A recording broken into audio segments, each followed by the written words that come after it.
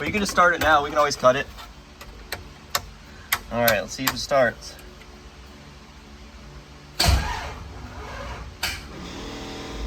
All right, second attempt with the battery.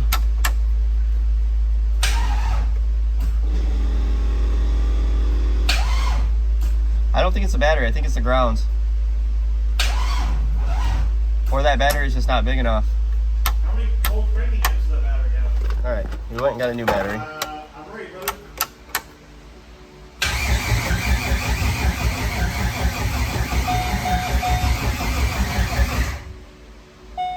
Well, that saved it. It works now. It spins.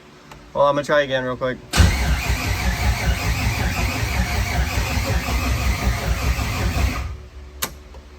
I don't know what's wrong with it. It ain't got no gas in it. Maybe. Hold on. Does the gas gauge work? I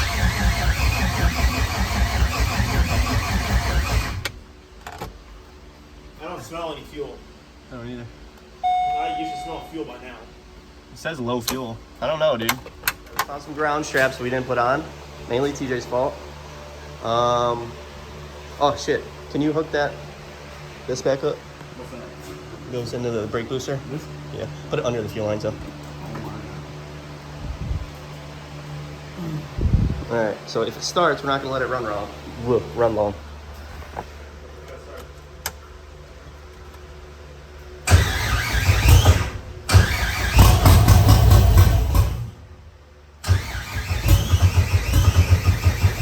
I bet you it's out of gas. I bet you that was brake clean. Nah, it probably was brake clean. That thing started up like a champ, though. Spray some brake clean in it. All right, where do I go? Where do I go with it? Right there. Give me a little bit of gas real quick before you start it. I'm gonna spray some in the manifold. Open the throttle. Yeah. All right, you good? Now go ahead and start it. Do you have the video? No. Oh.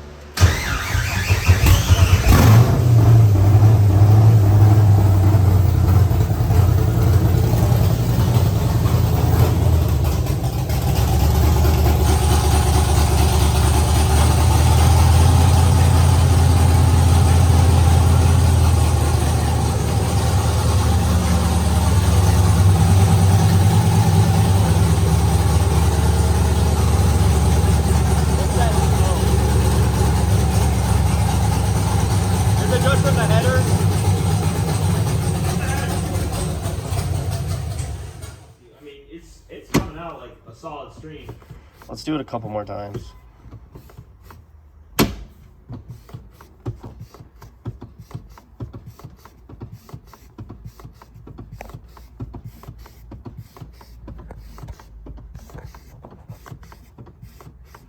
All right, holding.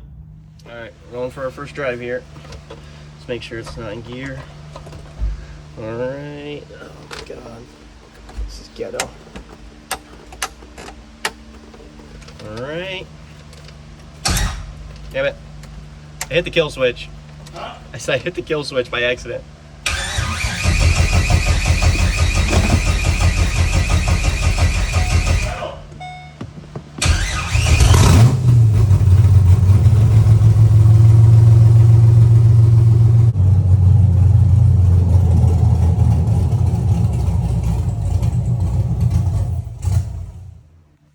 Died.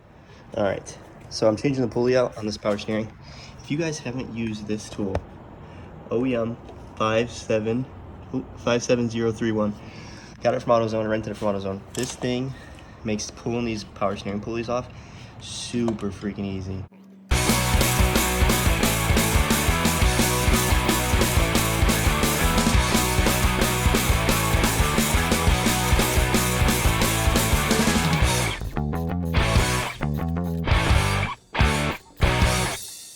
Obviously this one's broken. This is what came off of the actual Corvettes. And I already pulled this pulley off of this other power steering pump that I have. So installing it is just kind of the opposite. You just kind of push this guy into there. So I'm gonna go ahead and get this on. I mean, I hope it's as easy as pulling it off. Alright, well, I don't think that actually... This pulley doesn't look like it works, actually. Alright, story of my life. The power steering pulley off the F-body power steering pump is different than the pulley on the Corvette power steering pump. So that's not going to work. So it was a little bit of a waste of time. Alright, so I went and got the right pulley. I went and got it. GM actually had it. The Chevy dealer actually had it in stock, which is nice. But, so I got the tool back on it. It's pretty self-explanatory.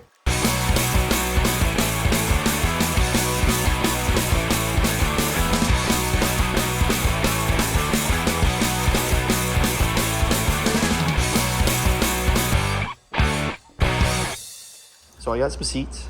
Got just some cheap old energy seats. I don't know what I'm gonna do about a seat rail yet, but I have this one just kind of sitting here, just for time being. But hold on, let's put flash up. So yeah, I got the seat in here. It's just kind of sitting in there right now.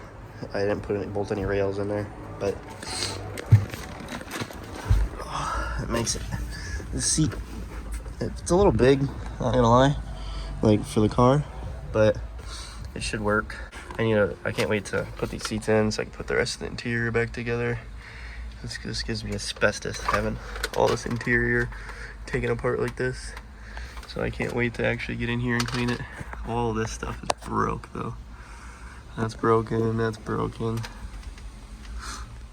All right, so this took me way longer than I wanted to admit, but I finally figured out which wire for the fuel pump gets wired into the factory ECU. I figured this out so the way the wiring diagram works is there's power that comes from the ECU that goes to this fuse and then comes out the other side of the fuse, which then powers this relay. So I just went from the relay and traced every one of these gray wires until I got 0 ohms, telling me that's the wire. So with that hooked up, now look in here.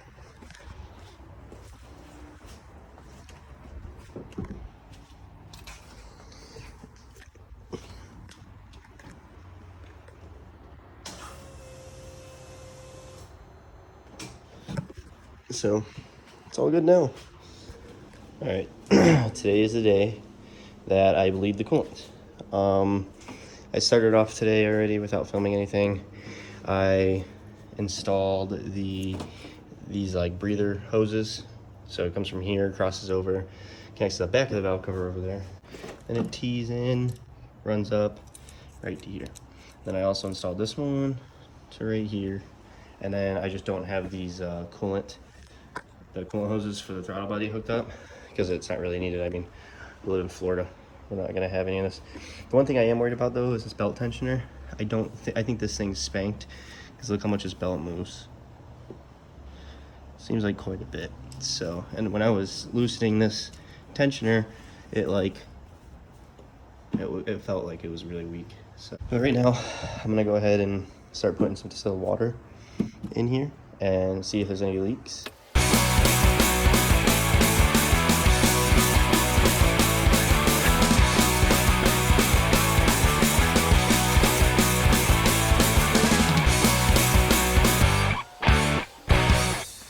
So far we got no leaks, so that's good. I got that mounted on there pretty tight. It doesn't have the overflow nipple on it, so I was trying to be careful with overfilling it. I don't know how this is going to work out, having the overflow just wide open. All right, so I filled it up some more because it had already drained, and I did some wire management to get the wires out of the way. It looks like a rat's nest, but none of it is touching the header or even actually remotely close to touching the header. So that's on both sides. And then also on the front, I had to zip tie some of these wires out of the way. This power steering cooler is not bolted down yet because, like I said, I'm going to do that aftermarket one. The only thing I really need to do now, literally it can start right now, but it's already starting to come out of here. And so I might just go find like a nipple, it's probably like 3/8 at this point. It's pretty big. 3/8 nipple, and then get that screwed in there, probably with some. While I'm out doing that, I'm gonna go ahead and grab a clamp. I'm guessing that's like a 3-inch clamp. So I'm gonna go get that stuff. Put the bumper on it, put the bumper back on, and then I'm gonna go ahead and bleed the coolant. But before I do that, this is just kind of hideous. I need to lower this. So, like, this is a huge gap here in the front and in the back. So I'm gonna go ahead and lower this first and put the bumper on.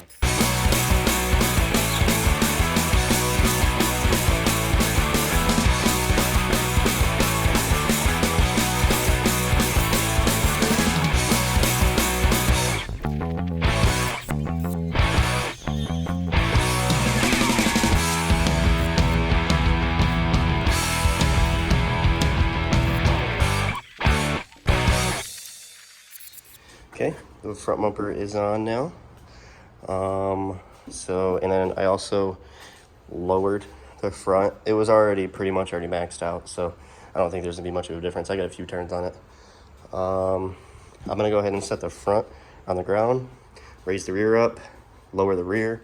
All right, the front's lowered now, and now is the rear. So I'm gonna go ahead and drop this thing off the jack stands, and then I lowered it quite a bit, so it should be pretty dumped if I have to guess.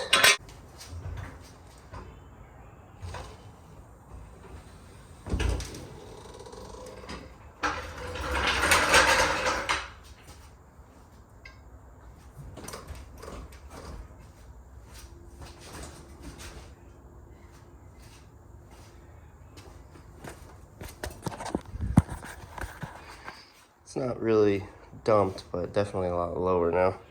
All right, so I went to the store. They didn't have a clamp, so I just took the clamp off my Mustang for the turbo guard. Just have that for now. I also picked up some O2 sensors. I don't have O2 sensors in this at all. So before I go to try to bleed this, I'm gonna go ahead and throw these O2 sensors in. I keep putting it off, but all this stuff needs to be done anyway. So, all right, O2 sensors are in.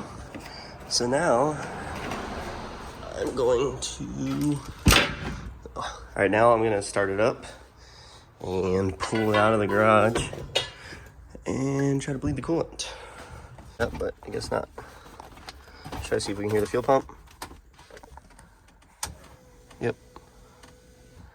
All right. Let's make sure this thing's not in gear.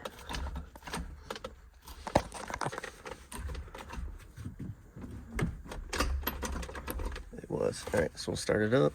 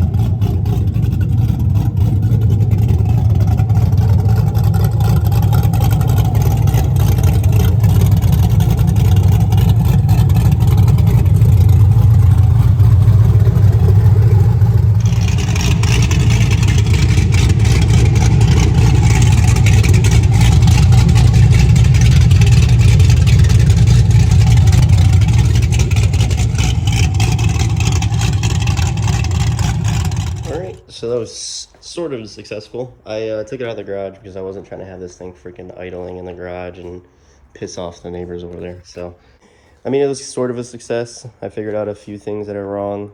I had a little leak right here because that obviously is not on all the way.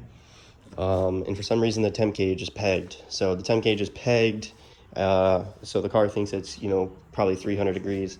So the fans are on non-stop, and I can't even get the car up to temp to open the thermostat to actually bleed the coolant out. Other than that, everything went pretty smooth.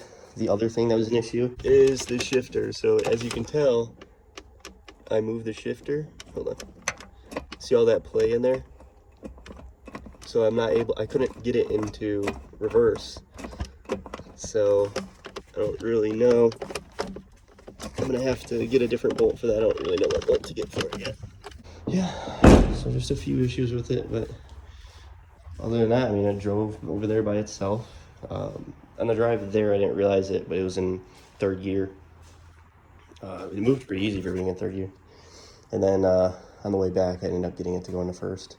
I forgot to mention too, I didn't put a hood on it because this F-body dipstick is way too big. I haven't even attempted to put a hood on it, but it's higher than the oil cap, so I'm guessing that the hood's not gonna shut anyway, so there's no point for me to even try, but that's the reason I didn't have a hood on it. All right, so I went to Chevy, which just so happened to have the bolt in stock. So I got rid of, where the hell did I put another bolt there? I got rid of this bolt that I went and got from Ace. Obviously didn't work. It was the right thread pitch and everything, but for some reason, I guess it was just like a little bit too thin right there. So I went to Chevy, got that exact bolt, and it moves as it should now. No play at all. So it's perfect. I should be able to get it in reverse now. I'm gonna try it out right now because I gotta take this car over to by my apartment so then I can bring the Mustang in here because I gotta do a new boost controller on that today. All right, so actually before I pull the Mustang in here, I'm switching this wheel. Like I'm gonna turn this 180 because the wheels are straight right now, and this is completely upside down. So I'm gonna go ahead and just, I already loosened these, but I'm gonna go ahead and pop all these bolts on, switch this wheel upside down.